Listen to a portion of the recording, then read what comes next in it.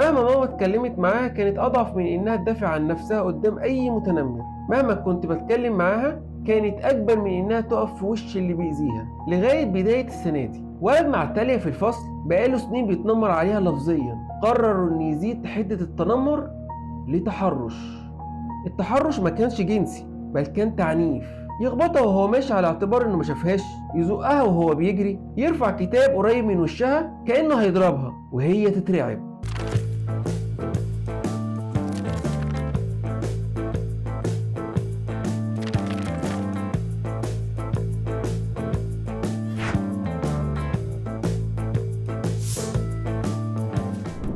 اسمي زياد، عمري 15 سنة، طالب في المدرسة زي ما هو واضح من سني. عندي أخت وحيدة تالية عندها 11 سنة. تالية هي كل حياتي تقريبا، أعتقد إنها أحسن حاجة حصلت لي في الدنيا. بابا سابنا واختفى تماما لما تالية كان عندها سنتين. ماما مع اختفائه اضطرت تنزل تشتغل أكتر من شغلانة بس عشان تصرف علينا، وبالتالي مبقاش غيري أنا وتالية، إحنا الاتنين قصاد العالم. مع الوقت تالية بقت تقول لي يا بابا، بس لما ماما اكتشفت ده غضبت قوي. في الاول ما كنتش فاهم سبب الغضب ولا سبب ان بقينا نروح كتير بعد المدرسه لبيت جدتي، وهناك كانت جدتي بتأمرني بعد ما اخلص مذاكره اخرج العب شويه مع اولاد الجيران. لما كبرت شويه فهمت ماما خافت علاقتي بتالية تبوظ طفولتي، كانت عايزه يكون لي اصحاب وحياه كأي طفل طبيعي. رغبه ماما اننا نعيش حياه طبيعيه جت ضد طبيعه تالية اللي خرجت للحياه دودة قرايه، شاطره، نحيفه، بنضارة كبيرة عشان نضارها ضعيف.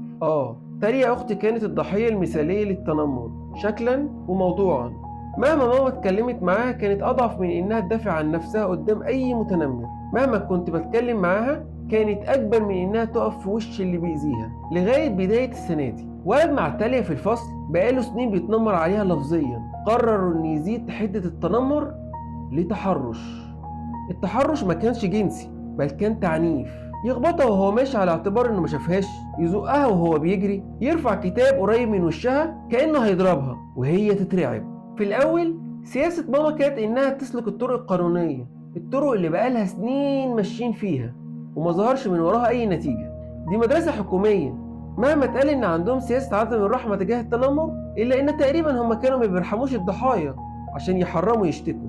وطبعا كل ده وانا بحاول ادعم تالية باللي اقدر عليه، لكن حالتها كانت فعلا بتسوء. بدأت تالية أختي تعاني من نوبات هلع، بقت تكره تروح المدرسة، بقت تتجنب تذاكر، لغاية ما في يوم من الأيام ماما زارت المدرسة وقدمت شكوى رسمية في الولد. بس بعد ما ماما مشيت الولد دلق طبق شوربة سخنة على دماغ تالية.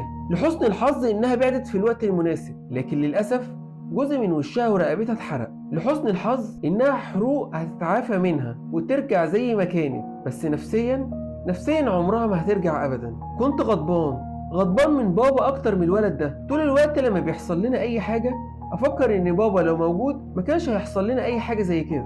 الليله دي ماما جت قعدت في اوضتي، قعدت جنبي على السرير، كانت معيطها يا اما تقول يا بس، لكن على وشها نظره يأس. ما اتكلمتش كتير بس كلامها كان الحل الجذري لمشكله. همست وقالت لي ايا كان اللي هيحصل انا عمري ما هعاقبك ولا هسمح انك تتعاقب بشكل يؤذي مستقبلك، وسابتني وقامت. تاني يوم رحت المدرسة، ما حضرتش معظم الحصص لاني كنت براقب الولد ده.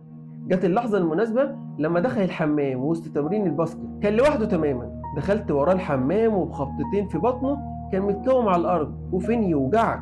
ما وقفتش غير لما عامل نظافة الحمام سحبني بره الحمام تماما. اللي عرفته بعدها ان ادارة المدرسة كانت هتاخد قرار بفصلي، إلا إن زيارة ماما بملف تنمر الولد على أختي على مدار سنين وتصميمها إنها تخرج بالملف ده على السوشيال ميديا كلها وتلجأ لمحامي كمان وتطلب تعويض خلاهم يراجعوا نفسهم، واتفصلت أسبوع بس. أما بقى بالنسبة للولد اللي عرفته إن أبوها هينقله مدرسة تانية، تالية أنا بعمل لها دلوقتي الفطار بإيدي وهدخل أصحيها عشان تاكل من إيدي. بقت أحسن وهتبقى أحسن، والأهم إن مفيش حد هيجرؤ يقرب لها مرة تانية. أنا عارف إن اللي عملته ده غلط، لكن لما القانون يبقى زي قلته يبقى قانون الغابة هو اللي يحكم، فأنا هحمي أختي مهما كانت العواقب.